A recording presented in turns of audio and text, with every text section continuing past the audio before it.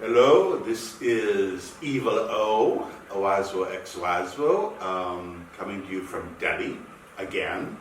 And today I'm really happy because it's a nice, beautiful Sunday morning, and I'm sitting with Seema Kohli. And I'm sitting with EvilO. Oh my God! And Waswo. I really like Seema Kohli a lot. She's so sweet and so wonderful. She has a fabulous studio, which we're in just a little corner of. And I love you dearly as a person, but I don't know that much about your art actually. So today we're going to explore that, okay? So let's start a little bit with feminism. I could be slaughtered as a feminist because I do talk about the feminine, and I do consider that to be the ultimate source of power, of energy, of existence, and I like to sort of put feminine above the gender, right? So somewhere down the line, I consider that to be the supreme, that to be something which sort of engulfs everything. And this probably started very early in my life. I did not realize that this would be the concept, or this, like you choose a concept. It was not that. Mostly my work depends on what I'm usually thinking and I'm working with. And this was the thought probably very prevalent in my early life. And that's how I started. I was usually painting women and about the extraordinary existence that is there because of the feminine. And so it became, it's been almost 30 years that I've been working. It's not that it's just one thing that I work on, and that is the feminine. There are various aspects that I work on. So, yes. I just want to interject a little bit. There might be a little like bubbling sound at the back of that. That's a beautiful fountain we're sitting next to. So Should if you hear switch that, it off or something? should we switch it off? Yeah. We'll take a break and switch it off. Okay, so we took a little break and just shut off the fountain. Yes. Okay, that was a good explanation, but I guess what I'm aiming at more is it feminism, like doctrinaire feminism, or is it more like Earth Mother, woman's issues? Because I see more like Earth Mother things in your art. Of course, Earth Mother things, but it sort of touches all aspects. It cannot be just about nature, environment, Earth Mother, traditional ways of looking at the feminine, the mythologies, the world mythologies about the feminine, about the goddess aspect. Of course, those are there, but the physicality of it is also important. And that's what I it touches the edges of that, and somewhere I've only been able to work on the beauty of it, the beauty of being the feminine, the beauty of constant creation, collaboration, proactivity.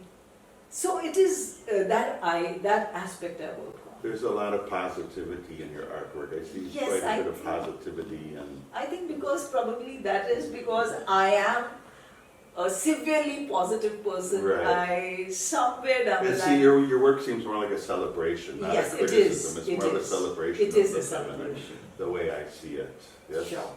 And you brought up mythology. I see that mythology is very important.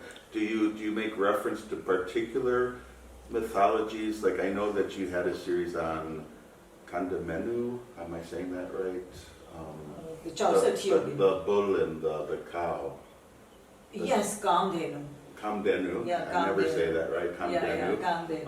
But do you sometimes invent your own mythology? Yes, that's what I enjoy, because I personally feel that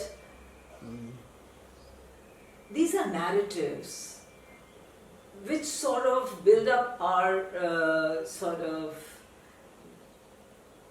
bring about various it goes to the foundations, and then it brings about different narrative stories to feed our present existence. Somewhere down the line, sort of they condition us at the same time.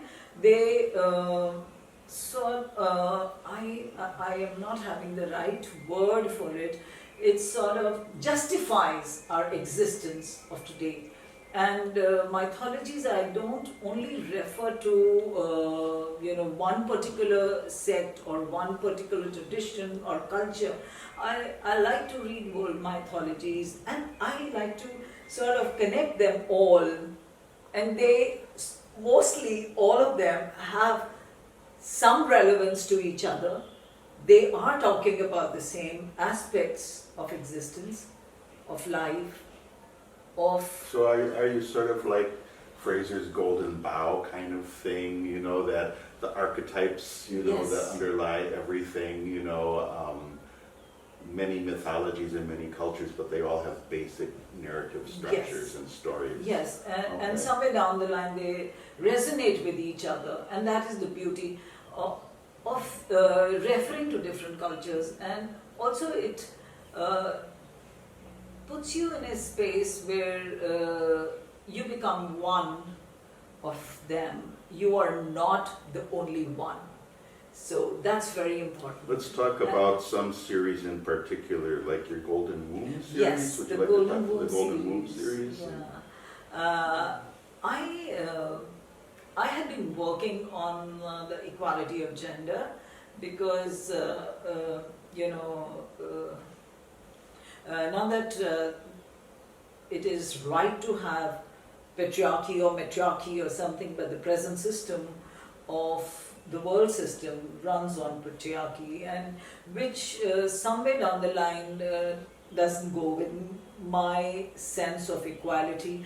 And I was basically working on the equality of both the genders. I was not considering anything else. That this was, I'm talking about in 80s or even earlier than that. And then in late 90s, I came about this beautiful concept of the golden womb, of Hiranyagarbha, which was at the time of my mother's demise. And I think I just fell in love with this whole idea of constant procreation. There's nothing as death, positive procreation, everything is merging, and just a change of energy is happening, and how it is diversifying. But it is not only just this aspect that I looked into. I was looking into everything. I started to look into,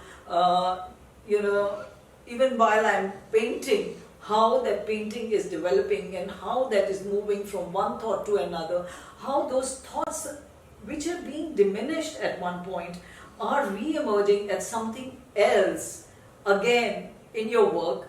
And it's a constant love affair, I think, and the joy of seeing things change in front of you. But when you go down to the gist, it is just what it was probably earlier. And this is how the concept... When you were talking about the matriarchy and the patriarchy, I remember, Western Civ classes I really poo-pooed now, but actually I learned a lot from them because I'm of that age. I took them, and one of the things is when you went back to the old Roman and Greek gods and goddesses, and you learned about basically earth gods and sky gods, and I thought that was always a very wonderfully balanced way of looking at things, and I still see that in India with the polytheism that is in India. And I think that the intrusion of the monotheistic religions, Christianity, Islam, and Judaism, really lost that. Suddenly they became totally patriarchal, and they lost that matriarchal essence that was part of the older religions. And that's the reason I think Sufism came about, the softness of the being the feminine. Being the feminine. And so these all these Sufi saints, all these Qalandars, they saw themselves as wooing their and then the other thing you were mentioning about how everything sort of is one, and one thing, like death becomes rebirth, basically. Rebirth. And I always I found that in Walt Whitman so strongly, you know. I mean, Yeah. that was Walt Whitman was very important to me. It was like, yeah, you die and you come back as a blade of grass. You know, I mean, Yes. that was a beautiful concept for me. Yeah, you are the sky, you are the water, and this whole feeling. And while you are physically there, a part of you, if you feel, is a part of your existence. I think that's a beautiful emotion, and I think this is an emotion which sort of brings about a lot of harmony, and it is very relevant today. It is very relevant today when you start feeling the elements which are within you as a part of somebody else. You belonging to the same womb, you have the same space, the same. So where is the problem? You know, there can be differences, but there is no problem. We belong to the same space, we belong to the same elements, we belong to the same umbilical cord which is being extended, and that's how the lotuses became very important in my work. It had no other relevance, no traditional, no religious purpose in my work, except the fact that when that really happened in my life, and I saw this pond in my house, in my farm, and it had beautiful lotuses, and when I visited next time, the Mali had not filled the pond. It was a man-made kind of a pond. He had not filled it with water, and all the lotuses had dried because it was summer. And I was so upset, and I said, "ये तो खत्म हो गया, इतना मुश्किल से मैं ढूंढ के लाई थी, and you know ये हो गया, वो हो गया, you know." But then there were rains, and after the rains, when I went back, the lotuses were back. The roots had again sort of blossomed into beautiful lotuses, and I could see which root and which stem belonged to which lotus. They were so entangled, and that's how the lotuses became very important in my work. And I feel that we don't have to really go down to, if we have to go down to where we belong, it is one single space. You're such an interesting person, and I really don't want to go down the road of your education and all of that, because I do that many times with younger artists, like where have you come from, blah, blah, blah. But you're so fascinating. And is there anything you do want to say about how you got into art at all? Do you want to touch on it? Or no? I think it was a therapy given to me by my dad at the age of 2.5, 3, like I wouldn't speak and all that, and I was told by a psychoanalyst that please give her some colors and she'll be fine. And I had found my love, and I still have it. And you still have it, right? Yes. Right. That was my first love, and it stayed with me, And I stayed with now it. you're exhibiting all over the world. Yes. You've even had pieces. You know, The museum. What's the name of the museum in? Museum of Sacred Arts. Yeah, what is that in Denmark or? That is in Brussels. Brussels, That was very okay. recent. I have my works at the Rubens and various other places also. Yes, and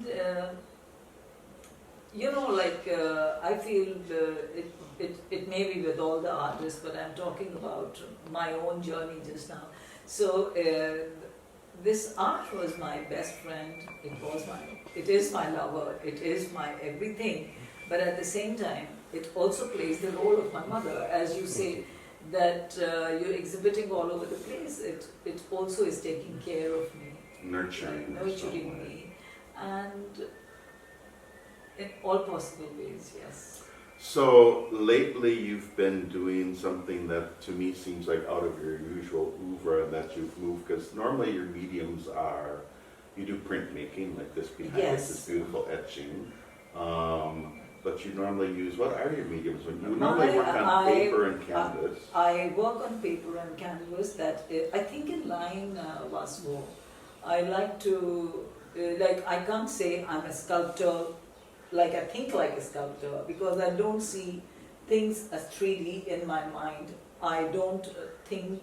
You're more line than form. Yeah, more line than form. So everything comes from my drawings, my canvases, and my paperwork. I would love to do more of my paperwork, but that actually gets sidelined and canvases overtake. And then I love works on paper. I don't know why so many collectors want canvas. It you drives know, me so crazy. it becomes, Works on paper are so beautiful, but and it takes, I think it's such a intimate medium to work on because you are right on it, and it is right. It is the connection is mind, your body. Everything is sort of in tandem with each other. And then of course I love to do zinc plate etchings, though it is again very difficult to show zinc plate like etchings anywhere. It is thanks to latitude that we were able to show some work. Very rarely are the etchings shown. But I Bhavna think, put together a good show. yeah, really a good show. And so I tried to do serigraphs right here in my studio, but it was actually with all the acid and all the chemicals, it was very difficult to do it here. So we have very few studios where we can go and do these things. And so my place in Goa, I try to do printmaking there. So it is nice. And then there is sculpture, which Yeah, talk about the sculptures, because that to me is new for you. How did you decide to do sculptures? And you're working with somebody for that effort to do the sculptures, yes? yes, yeah. Talk about that a little bit. Fiber, I do my own maquettes. Even bronze, I'd like to do my small maquettes. So you can see one of the maquettes here which I'm working on. And I do work in collaboration with other artists who are working. So I have a team of people like bronze casters and fiber casters. Fiber casters are right here in Delhi. And you want to tell them a little bit about those sculptures? You recently had an exhibition in a park garden sort of yes, space. so the nursery, it was a huge, actually that work I started to do in 2011 as I had completed a show on matrikas and I had visited Orissa, and over there I met some of the sculptors who were working on stone, and I was overwhelmed because as it is, the idea of Chaucer Yogini, I had worked in etchings. I had done a complete series of 64 yoginis in etchings, and then I thought, why not transfer the whole thing into 3D, which was a very difficult kind of a thing, and these yoginis were totally my own kind of creation. They were not traditional. So while I was doing that and I was working with the traditional artist, I realized that I cannot just break away and have all the yoginis myself. Because it has emerged from the idea of the traditional form. So I had 34 of the traditional yoginis and 32 my own yoginis. So it was a very difficult kind of a thing, working with artisans who were not, like I was not in close proximity. So going there and coming back and explaining it to them and learning, because I never made jewelry or stuff on my, my drawings and the yoginis, which they said that if it is a yogini, she must wear something, some jewelry has to be there. Okay. So I added that, and they also understood that these were forms which were artistic forms, that these were not really goddesses that I was trying to depict. But at the same time, we were both learning from each other. There were a lot of hiccups while working with the artisans, because they are artists only. I have to use the word artist because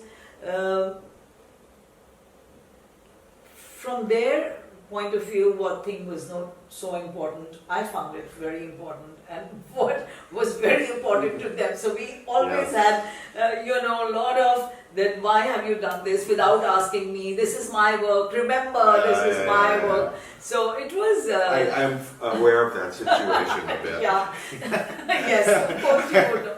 So leaving aside all those things, my bronze caster, who is an artist himself, it's very easy to work with him because he is an artist himself, and he's got his own casting unit in Jaipur by the name of Artist Foundry, and I think he's working with so many artists that he has no qualms in doing whatever the artist says, so it's easier to work there. And just now I'm also working with weavers of Panipat. There's an initiative, Raj initiative, I'm working with them. So we are coming about with a body of works of mine, which will be showcased in Delhi.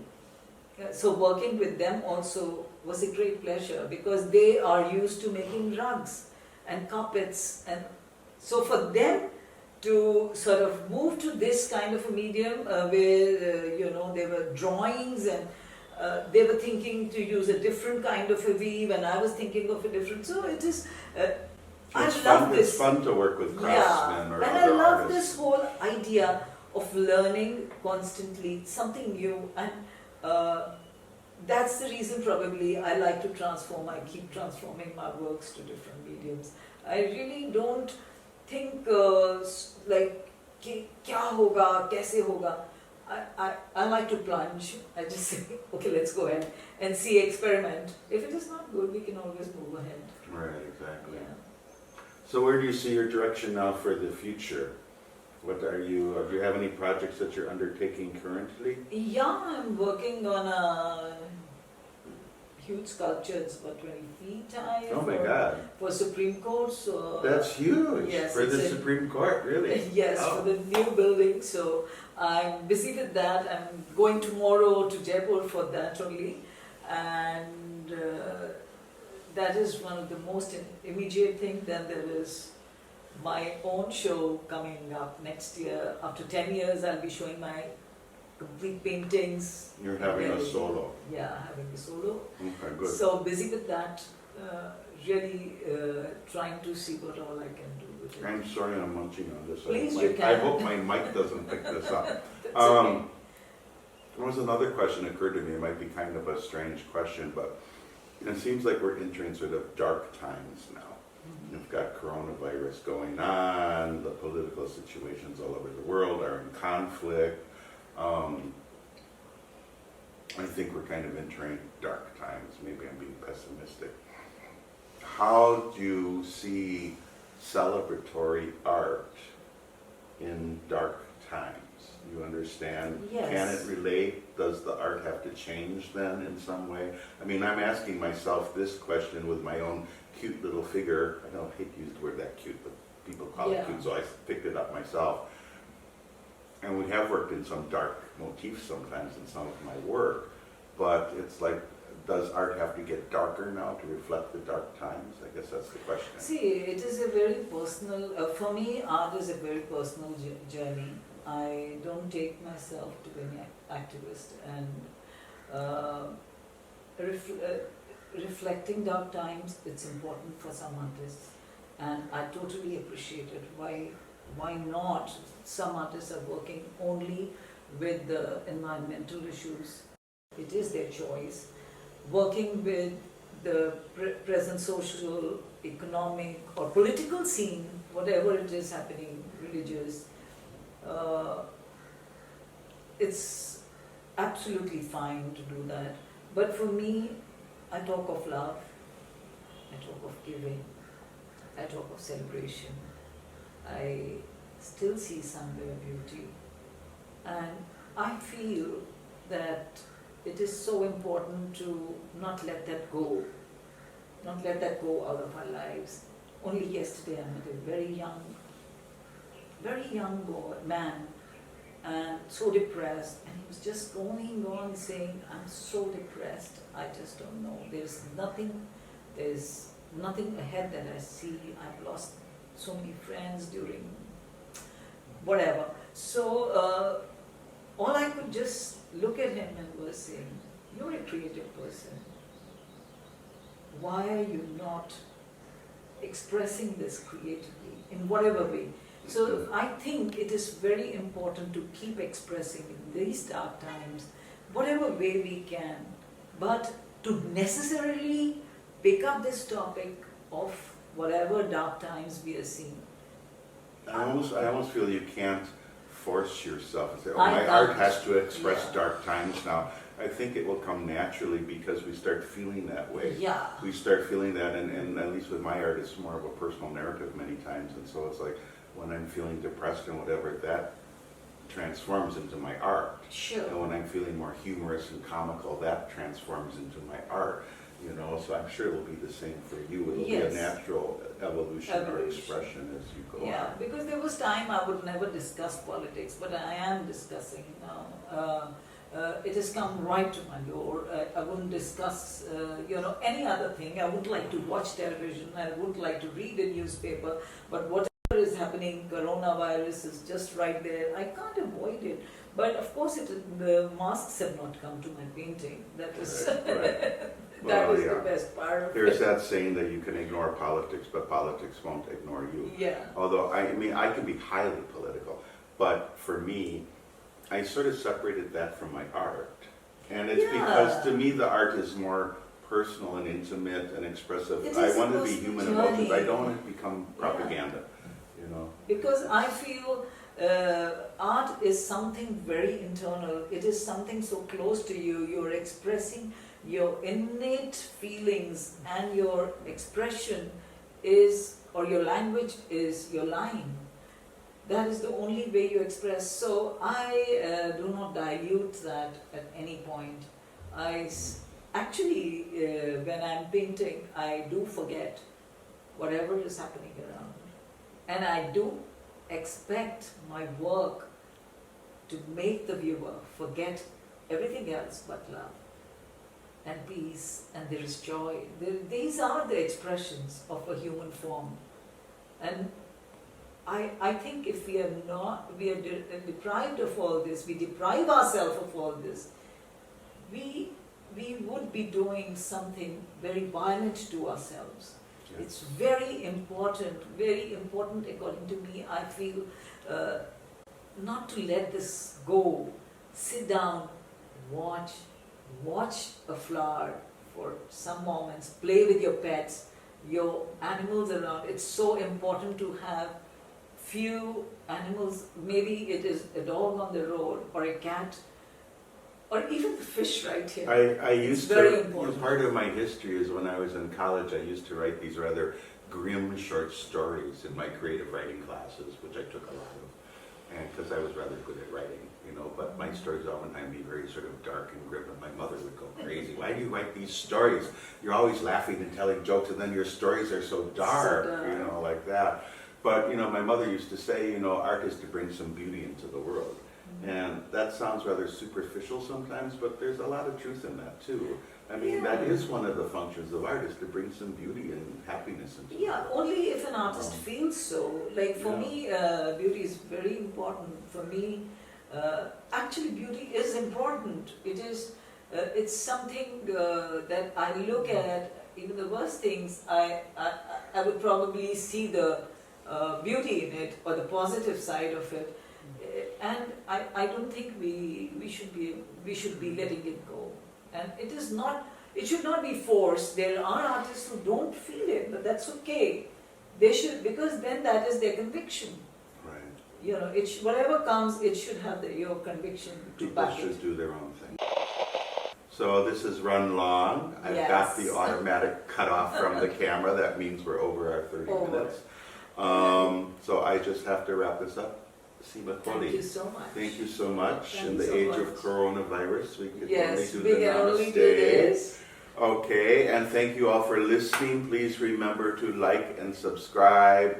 Really helps when you do that. Please like and subscribe, share. This is Waswo x Waswo, EvilO, sitting with Seema Thank you so Kohli. much. Thank you so much. Bye. Thank Wave you, goodbye. Bye.